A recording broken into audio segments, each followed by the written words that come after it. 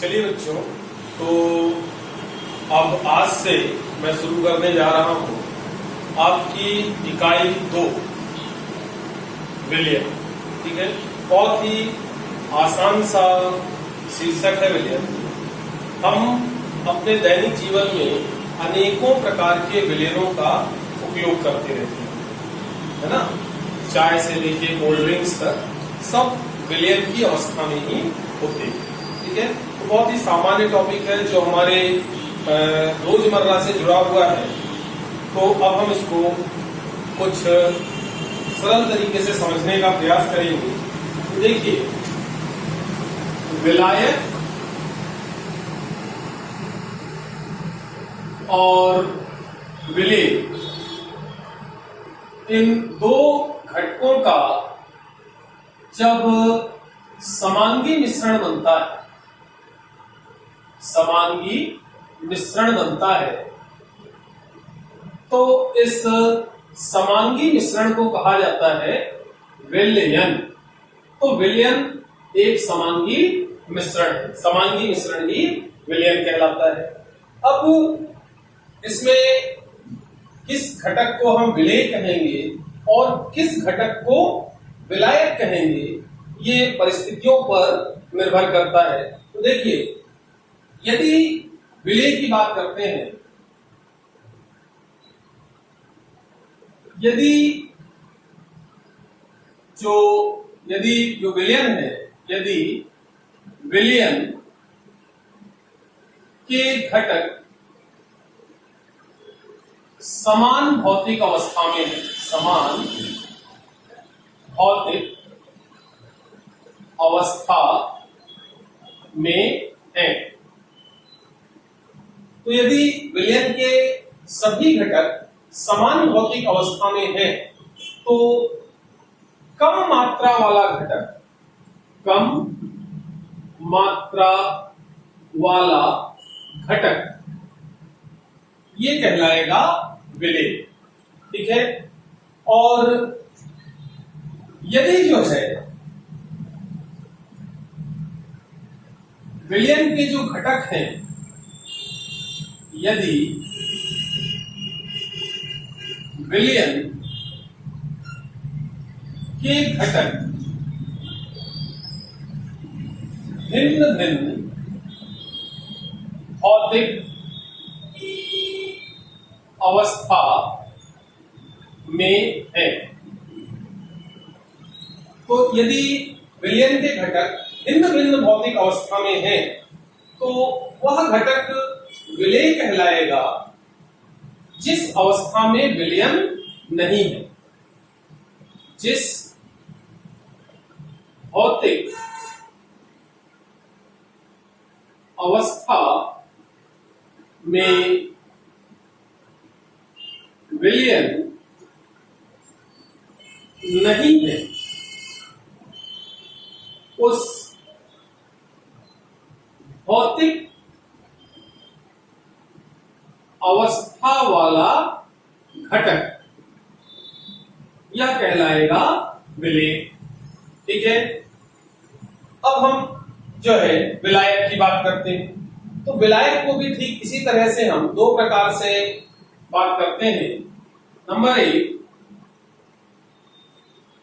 यदि विलयन के घटक समान भौतिक अवस्था में है, तो यदि विलयन के सभी घटक समान भौतिक अवस्था में है, तो अधिक मात्रा वाला जो घटक है, अधिक मात्रा वाला घटक, अधिक मात्रा वाला घटक विलायक कहलाएगा। और यदि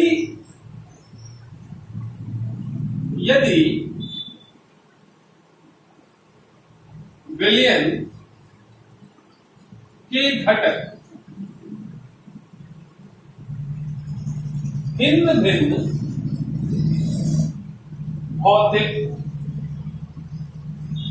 अवस्था में है, तो यदि विलयन के घटक भिन्न भिन्न भौतिक अवस्था में हैं, तो वह घटक विलायक कहलाएगा जिस अवस्था में विलयन है। जिस भौतिक अवस्था में विलयन प्राप्त होता है उस भौतिक अवस्था वाला घटक, उस भौतिक अवस्था वाले घटक को हम क्या कहेंगे? विलायक कहेंगे। जैसे हम यहां पर कुछ सामान्य से उदाहरणों पर बात करेंगे। देखिए, बहुत ही साधारण सा उदाहरण है। मान लीजिए हमने 10 मिलीलीटर एल्कोहल को 100 मिलीलीटर पानी में मिलाया। तो यहां पे देखिए, एल्कोहल भी द्रव है और पानी भी द्रव है, ठीक है। तो और इस तरह से जो विलयन बनेगा एल्कोहल का जल में विलयन, स्वाभाविक सी बात है, दोनों घटक द्रव हैं तो विलयन भी द्रव होगा, यह भी द्रव अवस्था में ही प्राप्त होगा, ठीक है। तो चूंकि विलयन के दोनों घटक द्रव अवस्था में हैं, तो इस स्थिति में जो कम मात्रा वाला घटक है वो विलेय कहलाएगा। तो यहां पर एल्कोहल विलेय होगा और पानी विलायक होगा, ठीक है। अब यहीं पर यदि हम जो संगठन है उसको पलट दें, बदल दें, हम 100 मिलीलीटर एल्कोहल ले और उसमें 10 मिलीलीटर पानी मिला दें, तो देखिए यहां पर भी ये दोनों द्रव है, एल्कोहल भी द्रव है, पानी भी द्रव है, लेकिन यहां पर विलयन प्राप्त होगा पानी का एल्कोहल में विलयन, ठीक है। यह भी स्वाभाविक सी बात है, द्रव अवस्था में ही होगा। क्यों? क्योंकि दोनों घटक इसके द्रव है। तो ऐसी अवस्था में अब यहाँ एल्कोहल ज्यादा मात्रा में है तो एल्कोहल क्या कहलाएगा? विलायक। और पानी कम मात्रा में है तो पानी क्या कहलाएगा? विलेय कहलाएगा। क्यों? क्योंकि दोनों घटकों की भौतिक अवस्था एक समान, ठीक है। एक और उदाहरण लेते हैं हम। जैसे मान लीजिए हमने 10 ग्राम शक्कर को 250 मिलीलीटर पानी में घोला।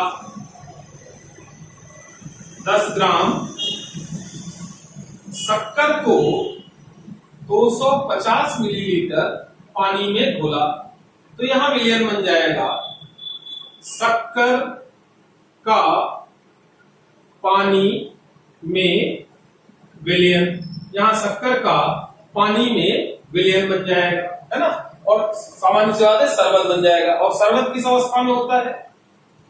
द्रव अवस्था में, ठीक है।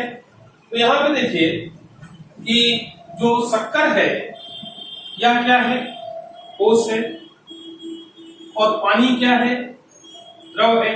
मतलब जो घटक हैं उनकी भौतिक अवस्था भिन्न भिन्न है, अलग अलग है। तो ऐसी स्थिति में जो घटक विलयन की अवस्था में होगा, मतलब जिस अवस्था में विलयन प्राप्त होगा, उस अवस्था का घटक विलायक कहलाएगा। यहां देखिए विलयन द्रव अवस्था में प्राप्त हो रहा है और पानी द्रव अवस्था में है, तो यहां पर जो पानी है वह विलायक होगा, ठीक है। और जो शक्कर है वह उसकी अवस्था विलयन की अवस्था से भिन्न है, इसलिए यहां पर शक्कर विलेय कहलाएगी। तो इस तरह से विलायक और विलेय के समांगी मिश्रण को विलयन कहते हैं। और विलयन के जो घटक हैं विलायक और विलेय, कौन सा पदार्थ विलायक होगा, कौन सा पदार्थ विलेय होगा, इसका हम निर्णय कर सकते हैं। अब हम आगे बात करेंगे विलयनों के प्रकार की। तो विलयनों को कई आधारों पर बांटा जाता है, ठीक है। सबसे पहले हम जो आधार लेंगे वह है नंबर 1 विलयन की भौतिक अवस्था के आधार पर, ठीक है। विलयन किस भौतिक अवस्था में प्राप्त होता है, उस भौतिक अवस्था के आधार पर विलयन को 3 प्रकारों में बांटा जाता है। पहला द्रव विलयन, यह जो विलयन है यह द्रव अवस्था में प्राप्त होता है। ये विलयन कैसा रहता है, द्रव अवस्था में रहता है। जैसे शक्कर व पानी का घोल, जिसको आप शरबत कहते हैं, तो शरबत क्या है, द्रव अवस्था में रहता है, इसलिए यह विलयन द्रव विलयन कहलाएगा। नंबर 2 गैस विलयन। गैस विलयन तो सिंपल है, यह गैस अवस्था में प्राप्त होता है। जैसे सबसे सामान्य गैस विलयन का उदाहरण है वायु, जिससे हम घिरे हुए हैं। वायु क्या है, विभिन्न गैसों का मिश्रण है, ठीक। और नंबर 3 है ठोस विलयन। ठोस विलयन तो सिंपल सी बात है, यह ठोस अवस्था में प्राप्त होता है। जैसे पीतल आदि जो मिश्र धातुएं हैं वो सभी ठोस विलयन की उदाहरण है, ठीक है। अब नेक्स्ट हम बात करते हैं, दूसरा आधार लेते हैं विलायक व विलेय की भौतिक अवस्था के आधार पर। विलायक और विलेय की भौतिक अवस्था के आधार पर, तो विलायक और विलेय की भौतिक अवस्था के आधार पर विलयन को कुल 9 प्रकारों में बांट सकते हैं। जैसे हम यहां बात करें, यहां हम ले रहे हैं क्रमांक, और यहां ले रहे हैं विलायक की भौतिक अवस्था, यहां लेने जा रहे हैं विलेय की भौतिक अवस्था, और साथ में हम बात करेंगे कुछ उदाहरण की, एक दो उदाहरण लेते जाएंगे ताकि आपको अच्छे समझ में आए, ठीक है। तो देखिए, पहला जिसमें विलायक द्रव और विलेय ठोस हो, जैसे शक्कर पानी का घोल। दूसरा जिसमें विलायक द्रव हो और विलेय गैस हो, ठीक है। जैसे सोडा वाटर। सोडा वाटर में क्या होता है, CO2 गैस जल में घुली रहती है। तीसरा विलायक द्रव हो और विलेय भी द्रव हो, जैसे एल्कोहल व पानी का मिश्रण, है ना। एल्कोहल पानी हमेशा समांगी मिश्रण मतलब विलयन बनाता है। तो यहाँ पर तीनों में विलायक तरल अवस्था में है और विलेय क्रमशः ठोस, गैस और द्रव अवस्था में है। नंबर 4, विलायक ठोस है और विलेय गैस है। विलायक ठोस है, विलेय गैस है। जैसे H2 का, हाइड्रोजन का पैलेडियम पर अधिशोषण, जब हाइड्रोजन गैस पैलेडियम धातु पर अधिशोषित होती है तो इस प्रकार का विलयन बनाती है। नेक्स्ट, विलायक ठोस हो और विलेय जो है वो भी ठोस हो। तो जब विलायक और विलेय दोनों ठोस होते हैं तो ऐसी अवस्था में जो विलयन बनता है वो ठोस का ठोस में विलयन कहलाएगा। जैसे पीतल, जो कि कॉपर और जिंक धातु का मिश्रण होती है। ठीक है। इसी तरह से अगला प्रकार है जिसमें विलायक ठोस हो और विलेय द्रव हो। जैसे सिल्वर अमलगम, सिल्वर अमलगम, ठीक है, जो जिंक और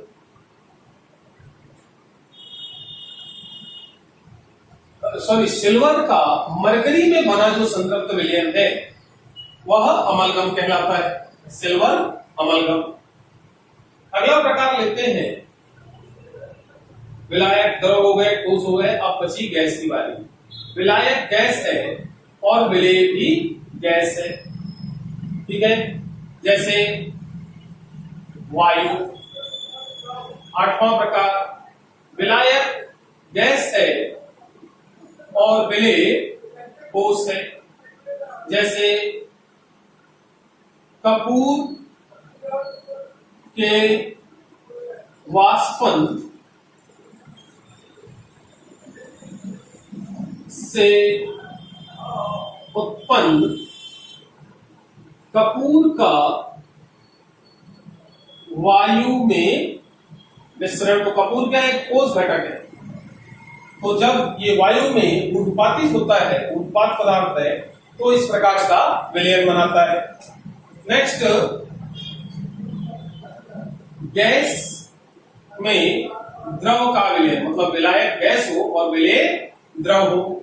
जैसे जल का वाष्पीकरण, तो जल का वाष्पीकरण होने से द्रव का गैस में विलयन प्राप्त होता है। चलिए अब अगला आधार हम ले रहे हैं। अगला आधार है सांद्रता के आधार पर। तो सांद्रता के आधार पर विलयन के प्रकारों को पढ़ने से पहले हमें समझ लेना चाहिए कि वास्तव में सांद्रता होती क्या है। ठीक है, बहुत आसान है। विलायक या विलयन की निश्चित मात्रा या आयतन में विलेय की मात्रा को सांद्रता कहते हैं। विलायक या विलयन में विलेय की मात्रा को उस विलयन की सांद्रता कहेंगे। जैसे हम कहें 10 ग्राम शक्कर प्रति गिलास पानी या 10 ग्राम शक्कर प्रति गिलास शरबत, तो पानी में या शरबत में, शरबत मतलब विलयन, पानी मतलब विलायक, तो जब हम विलय मतलब शक्कर की मात्रा बता रहे हैं तो ये क्या है, उसकी सांद्रता है। ठीक है। अब सांद्रता के आधार पर विलयनों को मुख्य रूप से तो 3 प्रकारों में ही बांटा जाता है, लेकिन हम यहाँ 5 प्रकारों की बात करेंगे। ठीक है। इनमें से पहला प्रकार है असंतृप्त विलयन। मान लीजिए हमने पानी लिया और उसमें शक्कर घोलना शुरू की, तो जैसे ही हम शक्कर घोलना शुरू करते हैं वहां विलयन बन जाता है। और ये विलयन कहलाएगा असंतृप्त विलयन। तो वह विलयन जिसमें निश्चित ताप पर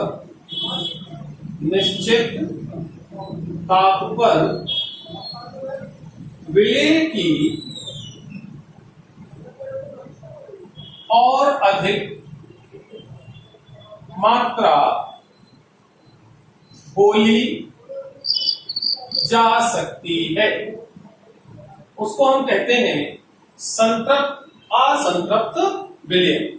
असंतृप्त विलयन को पुनः दो प्रकारों में बांटते हैं। पहला तनु विलयन, जिसमें विलय अपेक्षाकृत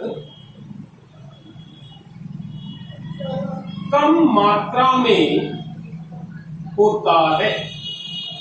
और दूसरा सान्द्र विलयन, जिसमें विलय अपेक्षाकृत अधिक मात्रा में होता है। तो जिसमें विलय अपेक्षाकृत ज्यादा है वो सान्द्र, जिसमें कम है वो तनु। जैसे मान लीजिए 5 ग्राम शक्कर प्रति ग्लास पानी और 10 ग्राम शक्कर प्रति ग्लास पानी, ये दो विलयन है हमारे पास। तो यहां पर ये जो विलयन है ये कहलाएगा तनु विलयन और ये कहलाएगा सान्द्र विलयन। क्यों? क्योंकि इसमें विलय की मात्रा कम है और इसमें विलय की मात्रा ज्यादा है। तो जिस विलयन में विलय की मात्रा कम होती है अपेक्षाकृत उसे तनु, और जिसमें अधिक होती है उसे सान्द्र विलयन कहते हैं। दूसरा प्रकार है संतृप्त विलयन। ठीक है, तो जिसमें घोली जा सकती है उसे असंतृप्त कहते हैं, जिसमें नहीं घोली जा सकती वह विलयन जिसमें निश्चित ताप पर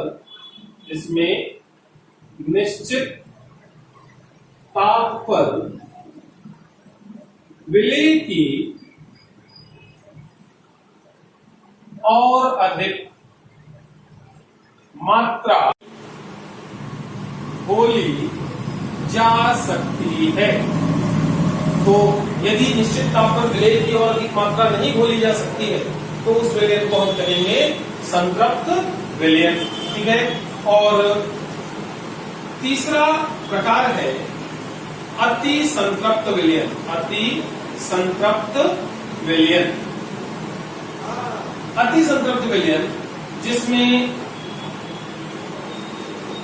निश्चित ताप पर विलय की मात्रा संतृप्त